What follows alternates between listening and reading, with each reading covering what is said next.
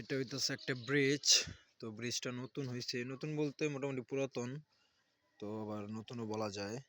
তো এটা একটা খাল, খালটা কচুরি পানাতে ভরে গেছে। আর সামনে সুন্দর একটা সিন আছে, দৃশ্য আছে। আর সামনে অনেক দূরে আর একটা ব্রিজ আছে এইদিকে, ওই যে ব্রিজ। সো ওই সামনে যে ব্রিজ দেখা গেল, তো দুই সাইডে খাড়া ঢাল উঠে গেছে, দুই সাইডেই। আর মাঝখান দিয়ে একটা ছোট খাল বয়ে গেছে, নিজের এই খাল খনন করছে এলাকার বাসীরা, কিন্তু খালটা এখানে এখন পরিপূর্ণ ভইরা গেছে কচুরি পানা দিয়ে, কেউ পরিষ্কার করে না। তো এটা হইতেছে ব্রিজ। আর এইখানে একটা গ্রাম, এই ব্রিজের এই পাশে।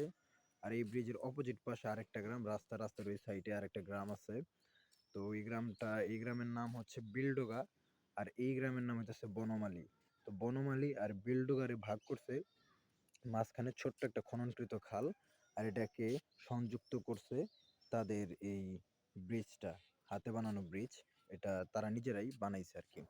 তো এইটা হইতেছে খাল, আর ওই যে সামনে দেখা যাইতেছে একটু হালকা পানি।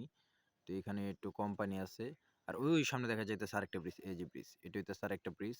ক্যামেরায় ভালো দেখা যাইতেছে না ব্রিজ। তো এই খালের ভিতরে মোটামুটি 15-16টা বা তারও অধিক বেশি ব্রিজ আছে। তো এই ব্রিজের জন্যই আর কি এটা দেখতে আর কি ভালো, বিখ্যাত।